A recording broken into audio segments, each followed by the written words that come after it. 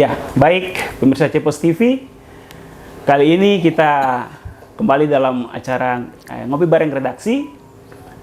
Dalam suasana yang berbeda, kita menjadi tamu hadir di ruangan salah satu putra terbaik Papua di aparat penegak hukum. Kita ada di tempat atau di kantornya Bapak Kepala Kejaksaan Tinggi Papua, Bapak Nikolaus Kondomo, Sarjana Hukum MH. Selamat siang Bapak. Selamat siang. Ya, terima kasih. Apa kabar Bapak? Sehat-sehat? Sehat-sehat. Baik, terima kasih. Ya, kita mulai saja ya, ngobrol-ngobrol santai tentang prestasi Bapak sendiri. Kalau kita dengar dari tahun 2019 ya, Bapak dilantik, kalau nggak salah bulan November, itu merupakan kebanggaan bagi masyarakat kita di Papua. Karena Bapak sebagai putra asli yang dipercaya untuk pertama kali menjabat sebagai Kepala Kejaksaan Tinggi di tanah Papua. Itu menjadi kebanggaan bagi orang Papua juga. Ya, kira-kira Bapak bisa apa sih sebenarnya menjadi tantangan ketika merasa bahwa Bapak sebagai orang asli Papua yang dipercaya oleh pemerintah negara ini untuk menempati posisi dalam aparat penegak hukum di Kejaksaan Tinggi di Papua. Terima kasih. Pertanyaan oleh redaksi. Siap. Ini tuh memang pertanyaan yang cukup berat untuk dijawab sebenarnya. Iya, Bapak. Ya, memang selama ini sejak Kejaksaan ini berdiri, betul, di negara Republik Indonesia ini, sampai dengan saat ini, baru satu orang Papua yang menjabat sebagai Kepala Kejaksaan Tinggi Papua, yaitu saya sendiri. Luar biasa. Ya, ini salah satu kepercayaan negara yang diberikan kepada saya. Ya, kepercayaan negara yang diberikan kepada saya untuk memegang tongkat penegak hukum sebagai panglima hukum di tanah Papua, seperti itu. Jadi, sebagai orang Papua memang yang bertugas di tanah Papua sungguh berat sebenarnya. Kenapa demikian? Memang tantangan adalah kita menghadapi pada saudara-saudara kita sendiri. Betul. Ya, tantangan pertama itu menghadapi saudara-saudara kita sendiri yang notabene masih pemahaman hukum juga masih sangat sederhana. Ya, sangat mungkin masih belum sedikit paham tentang bagaimana penegak hukum terutama dalam penanganan perkara korupsi. Sampai dengan saat ini itulah memang satu tantangan berat bagi saya. Namun demikian penegakan hukum itu harus tetap berjalan, tidak bisa kita diamkan, tidak bisa kita tinggalkan. Apabila ada laporan-laporan dari masyarakat, walaupun temuan intelijen dari bidang saya sendiri, bila mana kita melakukan proses itu, kalau memang terbukti ya kita tidak boleh main-main, harus proses terus sampai ke pengadilan. Sampai dengan pengadilan. Jadi itu juga bukan sebenarnya kita mempersulit atau menghambat atau orang katakan merusak masa depan orang, tidak sebenarnya, tetapi itu dalam rangka pembinaan. Ya, pembinaan kepada masyarakat bahwa negara hukum itu yang namanya hukum harus ditegakkan. Harus ditegakkan. Siapapun orang yang bersalah yang salah harus diproses secara hukum, seperti itu. Jadi supaya jadi tambahan pembelajaran bagi saudara-saudara kita bahwa beliau ini orang Papua tapi tidak melihat orang yang salah tetap salah, tetap salah seperti itu, menjadi pembelajaran bagi masyarakat kita sehingga masyarakat paham bahwa sesuatu perbuatan yang berlawanan dengan hukum itu ada sanksinya. Ada sanksinya, dan sanksinya itu harus dijalani. Betul. Sanksi harus dijalani. Bukan korupsi aja, maupun pidana umum pun demikian. Karena ada korban ada korban di situ. Jadi harus memang kita tetap menjalani seperti itu sehingga jadi pelajaran untuk saudara-saudara. Selain itu juga mungkin kita berikan arahan-arahan Iya. Sosialisasi kepada saudara-saudara kita bahwa jangan melakukan perbuatan-perbuatan tercela, perbuatan bertentangan dengan ketentuan hukum, Iya. sehingga mereka lebih paham tentang itu. Iya. Iya. Pak Nikolaus, kita tarik ke belakang dulu sebelum Bapak. Ini mungkin Bapak bisa cerita sedikit tentang perjalanan karir, karena saya lihat Bapak sudah kemana-mana ya, pernah di Sorong kalau nggak salah ya, Iya, di Fakfak. Iya. Terus kalau di luar Papua juga pernah bertugas di Sleman kalau nggak Iya, salah. Sleman, terus di Kalimantan Tengah. Iya, Dan betul. beberapa- Samarinda ya. Mungkin Bapak bisa cerita sedikit pengalaman Bapak di luar dan karir yang menanjak terus hingga hari ini ada di Papua. Ya, memang saya pertama kali masuk kejaksaan tahun 1996 96 ya? dan bertugas di Kejaksaan Negeri Semarang. Semarang. Ya, di Jawa Tengah. Pertama kali bertugas di situ, setelah itu bertugas sebagai calon jaksa. Calon jaksa itu masih bersifat masih staf lah di situ. Setelah 3 tahun kemudian ikut pendidikan tes jaksa, saya lolos ikut pendidikan Iya. di Ragunan, pendidikan pembentukan jaksa di sana. Betul. Itu bersamaan ada beberapa kita anak Papua. Iya. Saya, Kostan Ansenai, Pelipus Kalulik dengan Muksin Alhamid. Kalau Muksin Alhamid ini dari Papua Barat dari Fakfak. Kalau Pelipus Kalulik dari Wamena dia. Oke. Yang Pak Kostan Ansenai Serui. Saya yang dari Merauke gitu. Iya. Nah, dalam proses ini akhirnya kita saya bertugas setelah pembentukan jaksa 6 bulan, tugas pertama di salah satu kabupaten di Jawa Tengah, yaitu di Purwodadi, Gerobokan. Oh iya. Nah, tugas di sana sebagai jaksa fungsional. 1 tahun kemudian mendapat SK lagi, mutasi nasional. Saya bertugas mendapat di Sorong. Ya. Oh iya. Dari Sorong selaku Kasubsi Upaya Hukum Eksaminasi di bidang tindak pidana khusus. Oke. Situ selama kurang lebih hampir setahun saya dipromosikan lagi menjadi Kasih Intel ya. Kepala Seksi Intelijen di Kejaksaan Negeri Sorong. Oke. Sana kurang lebih 6 tahun saya bertugas sana. Setelah itu saya mutasi lagi nasional di Balikpapan, Samarinda. Oke. Balikpapan Samarinda selaku di sana menjadi waktu itu masih kasih datum di Kejaksaan Tinggi Balikpapan di Samarinda. Oke. Jadi berubah lagi SK saya. Dalam sebulan berubah SK saya itu. Berubah lagi SK-nya. Jadi SK berubah menjadi Kasipisus Jayapura. Ya. Kepala Seksi Tindak Pidana Khusus Jayapura. Setelah itu 1 tahun 7 bulan saya dipromosikan menjadi Kepala Kejaksaan Negeri Fakfak. Kejaksaan Negeri Fakfak. Selama di sana 4 tahun 3 bulan, promosi lagi menjadi Asisten Tindak Pidana Khusus di Kejaksaan Tinggi Papua. Siap. Bertugas selama 2 tahun. Promosi lagi menjadi Kepala Kejaksaan Negeri di Sleman, Yogyakarta. Ya. Setelah itu 1 tahun 8 bulan di Sleman, saya dipromosikan lagi menjadi Asisten Pengawasan di Kejaksaan Tinggi Jawa Timur. Jawa Timur itu pengawasan ada 38 kajari di situ. Jadi asisten pengawas mengawasi jaksa-jaksa nakal lah di sana yang kerja-kerja nggak benar, dibina, diarahkan. Memang kalau nggak bisa dibina terlalu parah ya ditindak, langsung ditindak. 1 tahun 6 bulan saya dipromosi jadi koordinator di Kejaksaan Agung di bidang perdata dan tata usaha negara di sana. Setelah 1 tahun lebih sedikit, saya dipromosi lagi menjadi wakil kepala kejaksaan tinggi di Palu, Sulteng. Di Sulteng, ya. Setelah di Sulteng 5 bulan kemudian saya dipromosikan lagi menjadi wakil kepala kejaksaan tinggi di Papua. Oh iya, betul. Setelah 7 bulan dipromosikan lagi menjadi kepala kejaksaan tinggi. Jadi dalam proses perjalanan itu ada karir, memang ada prestasi-prestasi saya, yaitu waktu saya bertugas di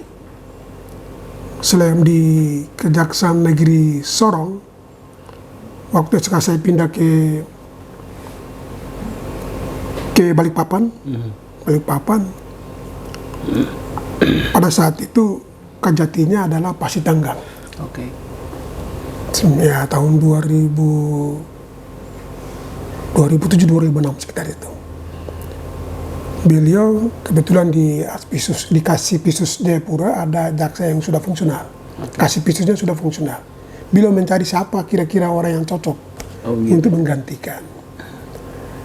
Beliau cari, kebetulan telepon ke Kajari Sorong yang itu Kajari saya Pak Vence LY, orang Manado. Iya. Saya ditawarin lah. Langsung beliau jawab, Niko aja Pak. Iya. Kalau Niko bagus, kerjanya bagus Pak. Orang Papua tapi bagus kerjanya Pak. Siap. Oh ya kamu bagus. Iya bagus Pak, saya jamin lah orangnya baik. Saya dibuat promosi. Saya dibuat suratnya. Iya. Untuk membatalkan SK saya itu. Iya.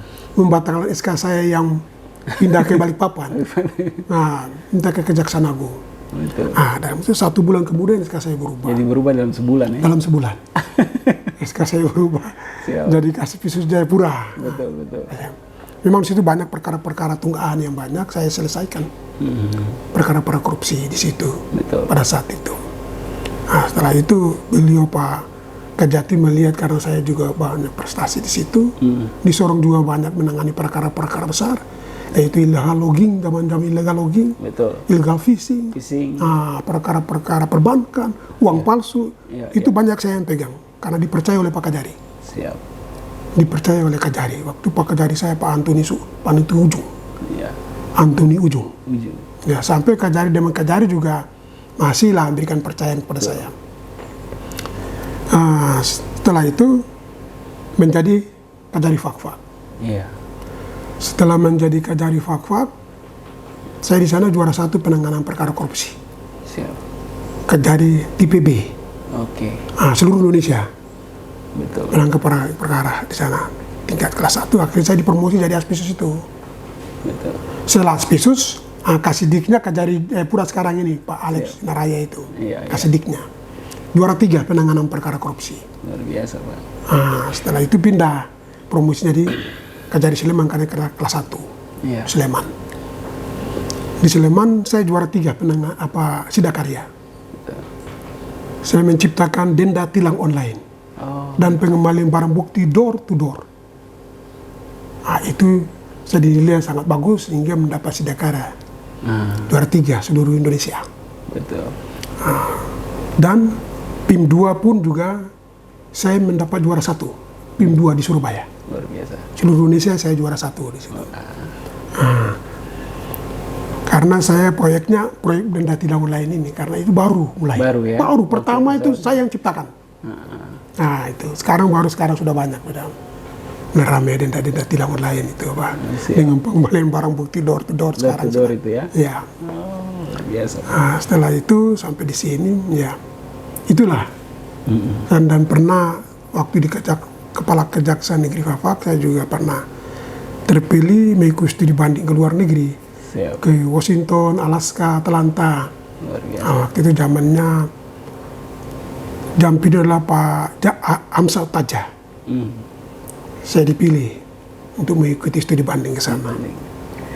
Bapak dari perjalanan karir itu apa yang paling berkesan? Mungkin ada penanganan kasus apa atau ada dari seluruhnya itu mungkin Bapak punya yang sesuatu yang berkesan bagi Bapak itu barangkali. Yang betul berkesan itu saya penanganan semua perkara. Saya waktu keluar ada satu perkara, ada beberapa perkara yang saya menangani. Perkara orang-orang Papua ini. Betul, Bapak. Orang Papua karena nakal, berkelahi, curi di Sorong. Oh gitu ya. Di Sorong, Pak. Di Sorong. Mereka setelah keluar lihat saya di jalan, mereka panggil, "Papa!" Oh gitu. "Papa!" Saya kata, siapa yang manggil ya? Saya bilang, ini siapa yang manggil? Iya. Bapak yang sidang kami kemarin. Saya sidang kamu kan? Saya yang sidang kamu kan? Iya Bapak yang sidang kami kemarin. Aduh Bapak, terima kasih Bapak. Karena gini saya, tahanan yang bidang saya yang saya pegang, perkara yang saya pegang, saya pasti berikan makan mereka. Kedua, saya selalu memberikan arahan Siap. ya, kepada mereka. Berikan arahan kepada mereka, berikan mereka semangat. Itu saya berikan arahan, jangan kamu lakukan begitu. Kamu lupa berdoa, kamu hanya banyak berdoa, Betul. kamu tidak pernah pergi sembahyang. Iya. Itu kamu jauh dari Tuhan. Kalau kamu dekat dengan Tuhan tidak mungkin. Betul. Itu yang mereka terkesan. Aduh Bapak, tidak pernah ada orang kasih nasihat kita begini. Itu pernah terjadi juga di Surabaya. Di Surabaya, di Kejaksaan Negeri Gresik. Siap. Bukan Gresik, Perak. Perak. Oke. Itu banyak tersangka di situ. Di dalam tahanan, saya datang di sini memberikan motivasi, memberikan arahan. Ya. Mereka senang. Bapak, aduh terima kasih. Mereka senang. Itu yang membuat saya juga terharu karena mereka juga nangis. Luar biasa, Pak. Nah itu. Iya. Saya juga terharu. Itulah yang membuat saya terkesan itu. Siap. Kalau perkara-perkara besar sudah biasa lah. Ini yang terkesan ini. Ini terkesan ini. Iya. Gunakan hati orang. Lihat perkara itu. Kalau memang betul ada sengaja dan niat jahatnya, silakan proses. Silakan proses. Kalau tidak ada unsur atau serius atau sengaja maupun kasus penyelesaiannya, niat jahatnya, tidak ada yang jahat. Kalau mereka nggak paham, Dibina ya. ya kita bina. Apalagi sekarang ada program pajak sabu sudah 50 juta kerugian negara. Iya. Itu jangan diproses. Itu kembalikan. Ya, ini terobosan-terobosan yang baru. Terus baru oleh jaksa agung sekarang. Karena juga ada masyarakat kita yang tidak paham. Tidak paham. Seperti kita punya masyarakat di kampung itu dapat uang dengan miliaran, ya mungkin menunjukkan kebenaran ya. Mereka berani uang negara kita pakai, atau mungkin tidak ikuti prosedurnya, aturannya, yang mungkin secara pemahaman dia terhadap administrasi dan manajemen ada kurang. Uang datang langsung pakai saja, nanti mau bertanggung jawab kan udah susah Pak. Ya, betul. Itu. Dana kampung itu banyak problem di situ. Karena mereka tidak tahu. Ya, kita tidak bisa salahkan karena mereka tidak paham. Tidak bisa salahkan, tapi memang proses tetap berjalan. Artinya, ya proses pembinaan tetap kita lakukan, pembinaan. Ya, pembinaan. Memang Papua beda dengan daerah-daerah lain. Papua ini daerah konflik. Jadi, kita juga menangani perkara, kita juga lihat. Ya, lihat. Jangan sampai salah kita menerapkan menetapkan orang bersalah. Seperti itu memang kita harus hati-hati melihatnya. Papua ini daerah membina, kita banyak membina masyarakat supaya lebih maju, lebih bisa sama dengan daerah-daerah lain. Kalau kita di Papua yang pengalaman selama ini atau yang Bapak di Kejaksaan maupun di Kejati maupun Kejari memiliki itu potensi konflik apa potensi kasus korupsi itu di apa saja? Yang misalnya salah satunya dana desa tadi, mungkin di yang lainnya Dana desa juga, terus pengadaan barang dan jasa. Barang dan jasa itu pasti itu banyak Pak. Banyak itu pengadaan barang dan jasa. Terus bantuan sosial, bansos. Orang pikir bantuan jadi sudah. Orang kira bantuan ya sudah. Sampai banyak itu. Iya. Sampai sekarang belum kasih pertanggungjawabannya. Iya. Untuk apa bikin pertanggungjawaban lagi? Ini kan kita punya, kamu nih. Malah petugasnya dimarahin oleh masyarakat. Ya. Buat apa minta? Ini kan dana punya kita. Nah itulah pemahaman kan, jadi memang harus pelan-pelan. Apakah ada program dari Kejati yang untuk sosialisasi kepada masyarakat tentang itu, cara-cara atau pendampingan semacam itu? Ya, kita ada pendampingan hukum terkait undang-undang itu di jaksa pengacara negara atur ya, apalagi proyek yang sekarang dan juga proyek kemarin pun itu banyak ditangani kita, banyak dibantu. Ya, ini pun kita banyak membantu dan proyek yang lain pun demikian. Dan selalu kita memberikan sosialisasi juga melalui jaksa menyapa. Ya. Di RRI juga ada program itu ya. Ya. Untuk masyarakat tahu aturannya seperti ini, jangan sampai melanggar aturan. Ini aturan seperti itu. Ini selain kasus korupsi tadi yang tadi saya sempat singgung jauh, penanganan kasus terutama kita di Papua soal kasus makar, kasus politik ya, itu juga sempat jadi sorotan juga, dan ya mungkin dalam masa periode tiap tahunnya pasti ada lah ya. Bagaimana kejaksaan menangani itu?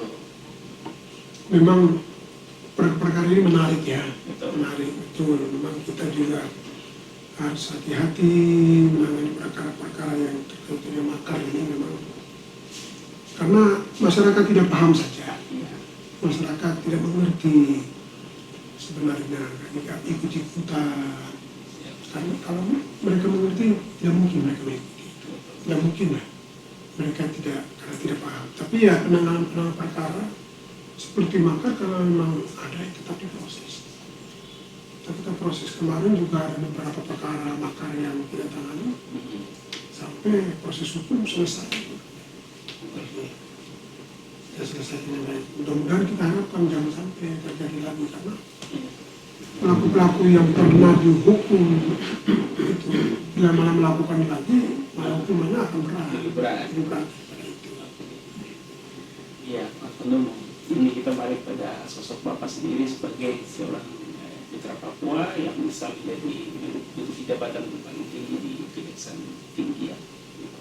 Bapak melihat ini bisa menjadi motivasi bagi anak Papua lainnya untuk berkarir di sini, dan ya semua yang ada di Papua. Bapak melihat ini seperti apa?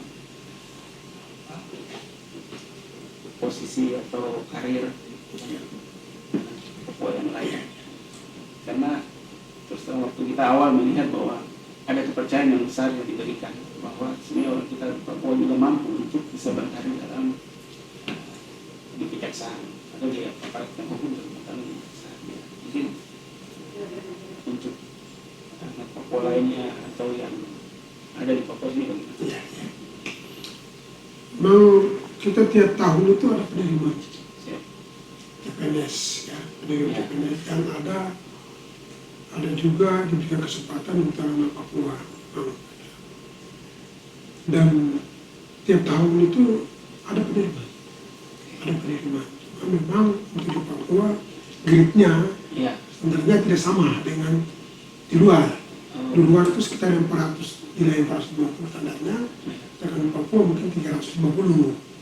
Tapi banyak juga kemarin 2 periode tahun ini banyak yang mendaftar, termasuk anak-anak Papua juga yang mendaftar.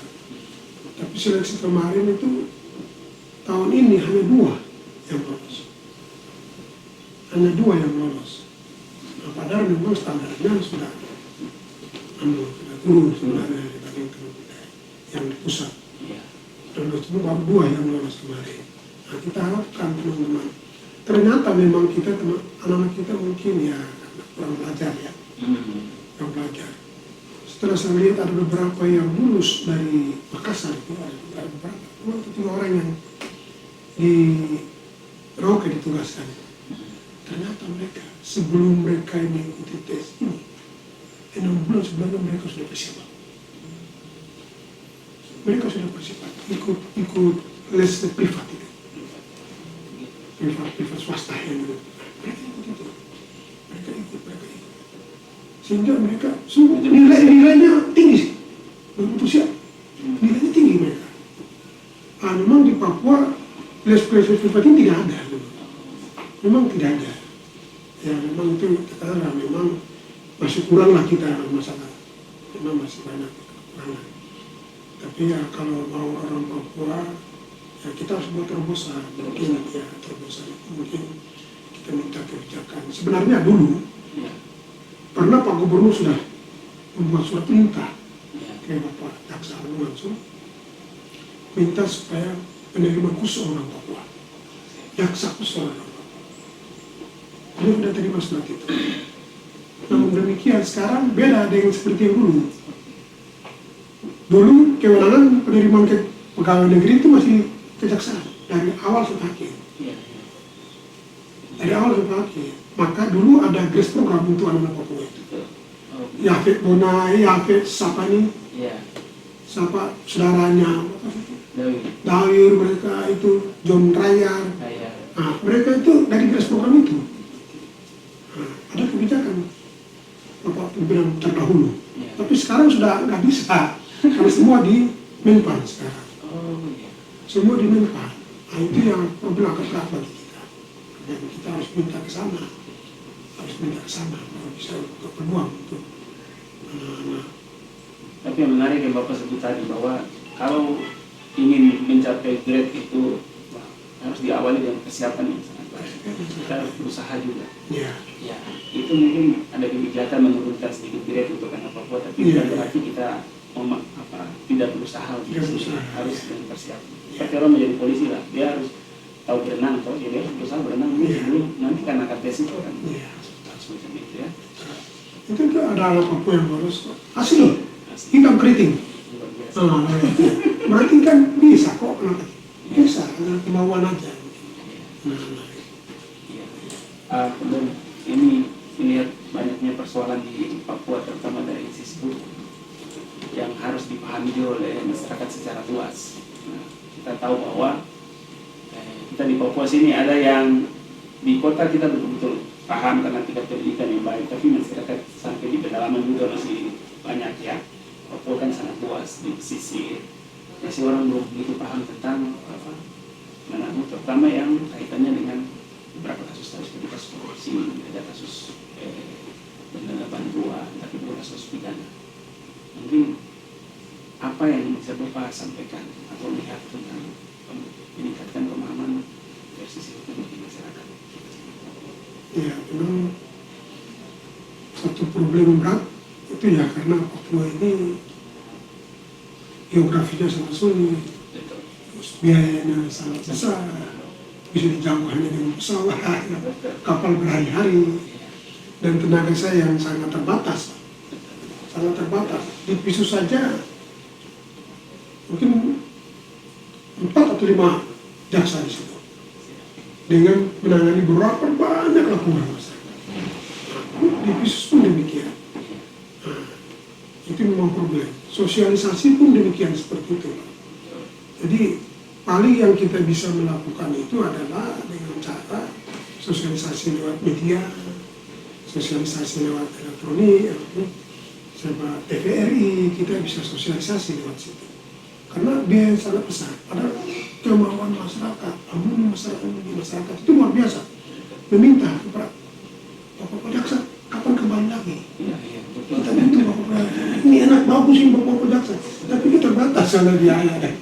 Kalau terbatas biaya dan tenaga. Kalau tenaga sih nggak ada masalah, biaya memang terbatas. Apalagi kita ke sana, saya coba ke Jayapura saya sudah. Iya. Dibatasi karena dibatasi memang anggaran untuk itu sangat kecil. Coba tangani perkara korupsi itu 1 tahun berapa kira-kira? 200 ya? 250 juta. dari penyelidikan sampai dengan besar. Dari lead sampai eksekusi. Wah, bayangkan. Iya. Dari lead sampai eksekusi cuma 250 juta. Nah, 250 juta ini mau berapa perkara? Satu perkara sudah, apalagi 2 perkara, apalagi lebih, bisa lagi. Tapi namun demikian kita juga ada beberapa perkara yang kita sudah menangani dengan baik, ada beberapa perkara yang sudah upaya kita utama adalah pengembalian kerugian, beberapa yang sudah pengembalian kerugian. Lumayan besar ya. Besar, itu kemarin kita 19 ya, 19 miliar. 12 miliar. 19 miliar. Itu untuk Perkara-perkara korupsi. Selama Tahun kemarin. tahun kemarin ya? Ya. Sampai 19 Ya, 19 miliar. miliar ya. Itu untuk Kejati aja. Itu secara sumber daya begitu siap ya? Nah itulah akhirnya kita harus ngos-ngosan juga. Harus ngos-ngosan, tapi yang namanya laporan masyarakat kan tidak Harus bisa. tetap itu. Ya, tapi tentu kita lihat skala prioritas ya. Hmm. Mana yang punya data lengkap, jangkauan dekat, bagaimana tinggal sudah bisa cepat kita, itu yang kita utamakan. Kita kemana-mana naik pesawat semua jadi. Iya, next semua. Iya, Pak Kodumur, ini terakhir barangkali mungkin ada pesan Bapak kepada masyarakat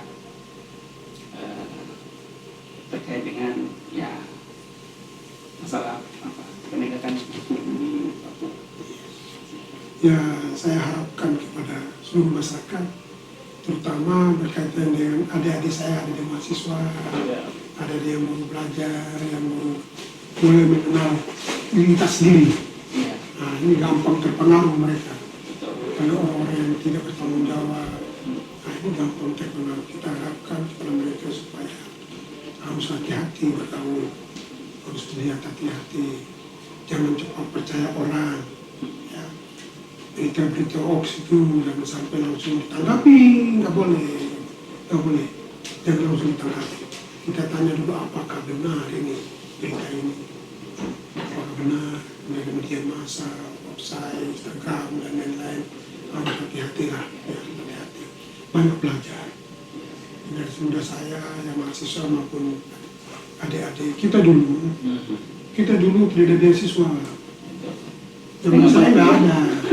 Kita sengsara, betul-betul sengsara, bukan main.